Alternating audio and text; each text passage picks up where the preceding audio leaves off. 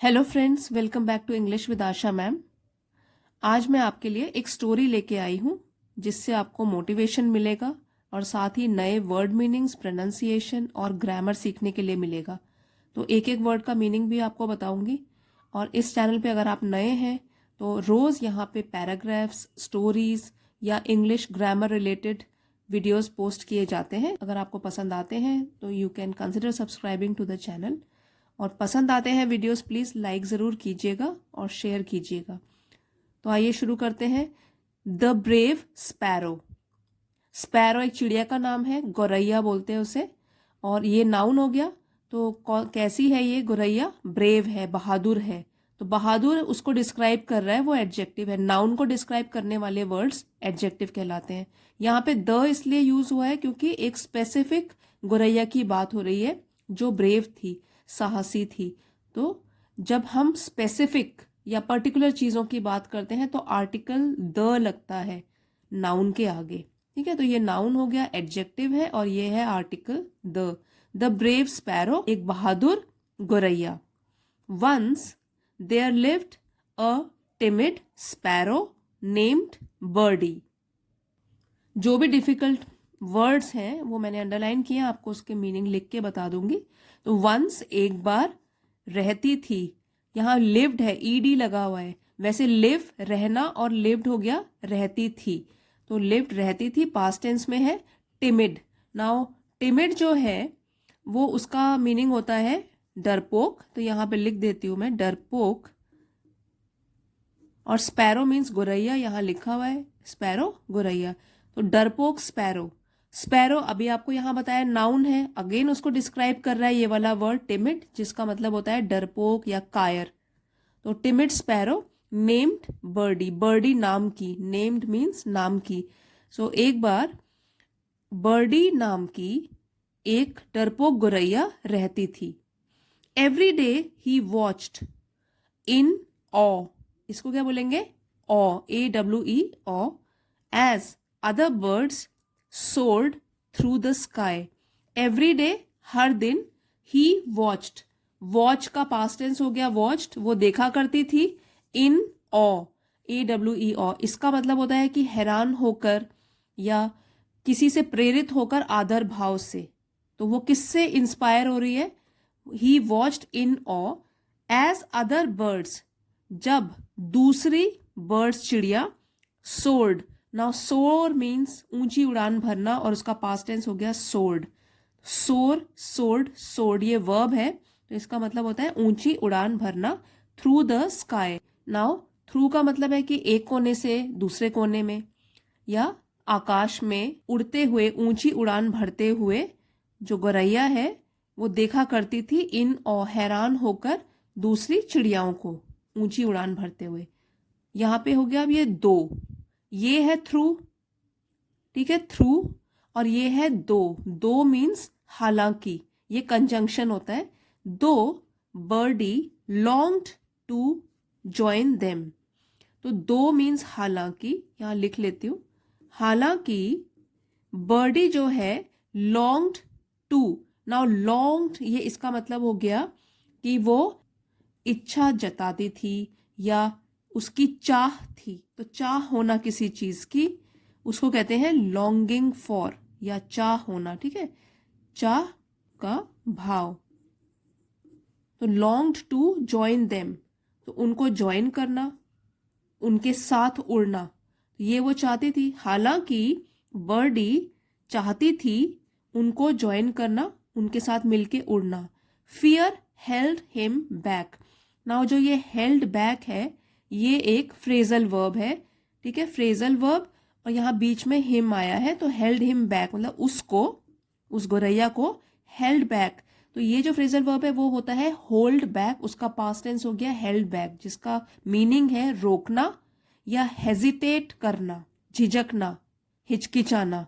Held back ये phrasal verb है, इसका मतलब हो गया रोकना अपने आप को, हेजिटेट करना। तो बर्डी को क्या चीज रोकती थी? फियर, डर। तो फियर हेल्ड हिम बैक, तो फियर, डर की वजह से वो हेजिटेट रहती थी, हमेशा अपने आप को पीछे रोकती थी। One day a wise owl named Duke. One day, एक दिन, अ वाइज, वाइज मीन्स समझदार, समझदार, और आउल है उल्लू, नेम्ड ड्यूक, ड्यूक नाम का, नोटिस्ड, उसने नोटिस किया, बर्डीज हेजिटेशन। ना यहाँ पे अपोस्ट्रोफी लगा हुआ है जिसका मतलब होता है का, के या की। बर्डी का हेजिटेशन, और जो हेजिटेशन है वो नाउन है, उसका मतलब है हिचकिचाहट। आप कह सकते हैं हिचकिचाहट, या आप बोल सकते हैं कि संकोच या झिझक। तो उसकी हिचकिचाहट को किसने नोटिस किया? ड्यूक ने, जो आउल है, उल्लू है। तो एक दिन एक समझदार आउल ने नोटिस किया, देखा कि बर्डी जो है वो हिचकिचा रही है उड़ने से। शी सेड, और आउल ने फिर बोला, to fly you must first believe in your wings. तो उसने क्या बोला कि उड़ने के लिए, टू फ्लाई, उड़ने के लिए, you must first believe in your wings. Believe मतलब विश्वास करना है आपको अपने विंग्स पर, और विंग्स का मतलब होता है पंखों पर। आपको पहले विश्वास होना चाहिए कि मेरे पंख मुझे धोखा नहीं देंगे। Fear is the only cage that keeps you grounded. Fear, डर जो है, इज द ओनली केज, यही एक पिंजरा है। केज मीन्स पिंजरा, तो यह एक पिंजरा है, दैट जो कि कीप्स यू ग्राउंडेड, जो आपको रखता है, और ग्राउंडेड ये एडजेक्टिव है, इसका मतलब होता है कि पीछे रखता है या आपको रोक लेता है। तो यहाँ पे हम लिख लेंगे रोक लेता है आपको, या पीछे रखता है आपको, ठीक है। To fly you must believe in your wings, पंख। Fear is the only cage that keeps you grounded, जो आपको रोक लेता है। तो वो क्या चीज है? फियर। और फियर के पिंजरे में आप कैद हो, वो आपको आगे बढ़ने ही नहीं दे रहा है। Encouraged by Duke's words, encouraged means प्रोत्साहित होकर, वर्ब है ये, प्रोत्साहित होकर या प्रेरित होकर। उसके बाद ड्यूक के वर्ड से, ये भी अपोस्ट्रोफी है, तो काके की, ड्यूक के शब्दों से प्रेरित होकर।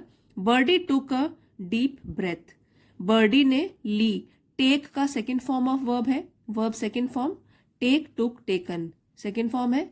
उसने ली एक डीप, गहरी सांस, ब्रेथ सांस, स्पेलिंग देख लीजिए, BREATH, ब्रेथ। और एक और होता है BREADTH, ब्रेथ मतलब चौड़ाई। यहाँ पे उसने गहरी सांस ली एंड डिसाइडेड, फैसला किया, टू टेक अ लीप, और लीप का मतलब होता है छलांग लगाना, ये भी एक वर्ब है। उसने क्या डिसाइड किया? फैसला किया कि वो भी एक छलांग लगाएगी। With trembling wings, now tremble इसका मतलब है कांपना, ट्रेम्बलिंग कांपना, और विंग्स उसके पंख। तो यहाँ पे विंग्स जो है पंख, नाउन है, नाउन को डिस्क्राइब कर रहा है, उसके पंख कैसे थे? कांपते हुए।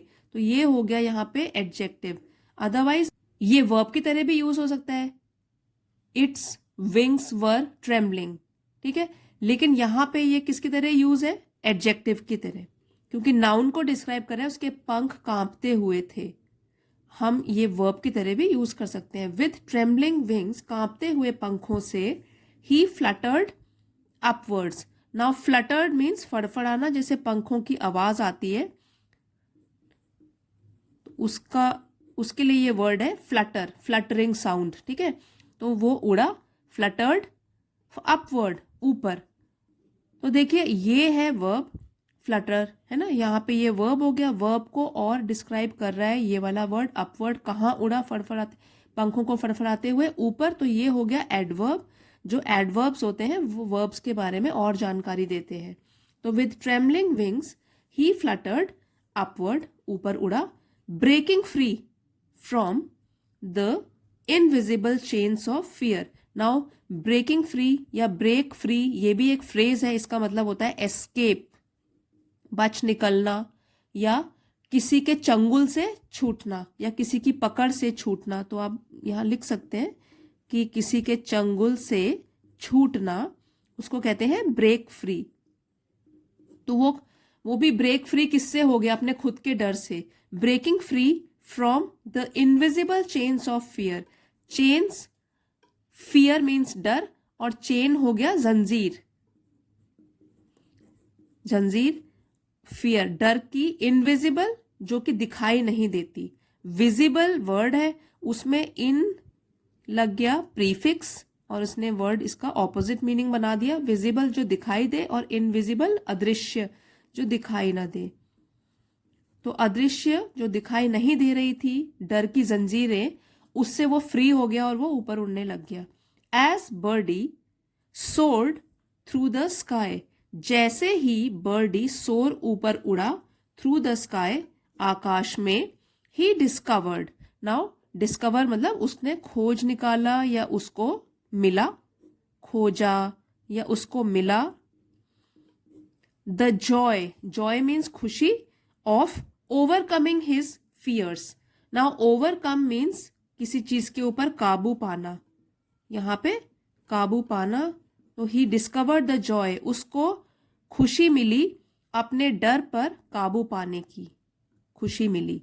The other birds welcomed him into their flock, flock means झुंड, कलेक्टिव नाउन है, जो चिड़ियाओं का झुंड होता है उसको बोलते हैं फ्लॉक ऑफ बर्ड्स, तो ये कलेक्टिव नाउन हो गया। दूसरी चिड़ियाओं ने उसका स्वागत किया इनटू देयर फ्लॉक, अपने झुंड में, और जो उसकी इच्छा थी हमेशा से रही थी कि मैं दूसरी बर्ड्स के साथ ऊंची उड़ान भरूं, तो आज उसकी पूरी हो गई है। And birdie's heart beat with newfound courage, ठीक है। तो बर्डीज हार्ट अपॉस्ट्रोफी लगा हुआ है, ये बर्डी का दिल, बीट यहां पर है धड़कने लगा, धड़कने लगा। इसके तीनों फॉर्म्स जो हैं वो यही होते हैं, बीट बीट बीट। तो पास्ट टेंस में भी अगर हम यूज करेंगे तो ऐसे ही होगा कि धड़कने लगा या धड़का, विद न्यू फाउंड करेज, करेज साहस, ठीक है, और न्यू फाउंड मतलब जो अभी अभी नया मिला है, तो नया मिला जो साहस था। नाउ करेज जो है ये नाउन है, यहाँ पे कैसा करेज, न्यू फाउंड वो एडजेक्टिव हो जाएगा, क्योंकि नाउन को जो वर्ड्स डिस्क्राइब करते हैं वो कहते हैं एडजेक्टिव। तो बर्डीज हार्ट, उसका दिल जो है धड़कने लगा, नया नया साहस जो उसे मिला था। अब मॉरल क्या है स्टोरी का, ब्रेवरी लाइज विद इन, जो साहस होता है, लाइज मतलब रहती है, विद इन हमारे अंदर, तो ब्रेवरी साहस जो है सभी के अंदर ही रहता है। वेटिंग टू बी डिस्कवर्ड, जो कि इंतजार कर रहा है, वेटिंग टू बी डिस्कवर्ड, खोज पाने का जो इंतजार कर रहा है। सबके अंदर साहस होता है लेकिन वो सिर्फ इंतजार कर रहा है कि उसको खोजा जाए। ओवरकमिंग फियर्स, ओवरकम अभी आपको पहले बताया था काबू पाना, तो फियर्स पर काबू पाना। Opens the door to endless possibilities, opens खोलता है, डोर दरवाजे, to endless possibilities. Now possibilities तो है संभावना, कि इसकी संभावना या ये पॉसिबल हो सकता है, संभावनाएं क्योंकि पॉसिबिलिटीज है, और एंडलेस हो गया असीमित, जिसकी कोई सीमा नहीं होती, तो असीमित। अब आप बताइए ये क्या है, पॉसिबिलिटी नाउन है, नेमिंग वर्ड, और इसको डिस्क्राइब कर रहा है एंडलेस, ये हो गया एडजेक्टिव। तो ये खोल देता है असीमित संभावनाएं, and allows us to soar to new Heights. तो अलाउज अस मीन्स अनुमति देता है, अलाउज अनुमति देना, अनुमति देता है यहाँ पे होगा, टू सोर ऊंची उड़ान भरना, टू न्यू हाइट्स नई नई ऊंचाइयों पर, हाइट्स ऊंचाइयों पर, ऊंचाइयां। तो overcoming fears opens the door to endless possibilities and allows us to soar to new heights. अगर हम अपने डर पर काबू पा लें तो इससे असीमित संभावनाओं के दरवाजे खुल जाते हैं और नई नई ऊंचाइयों पर उड़ने के लिए भी हमें अनुमति मिल जाती है। ब्रेवरी लाइज विद इन, तो साहस जो है वो हमारे अंदर ही छिपा हुआ है, बस इसको हमें खोज निकालना है और डर पर काबू पाना है, ओवरकम करना है अपने डरों को। तो फ्रेंड्स, अगर आपको कोई भी डाउट है और आपको कोई और कॉन्सेप्ट समझना है तो आप प्लीज़ कमेंट्स में ज़रूर लिख के बताइए। और आज की स्टोरी अगर आपको पसंद आई है और कुछ आपने इससे नया सीखा है, please don't forget to like, share and subscribe. Thank you friends for watching, see you next time.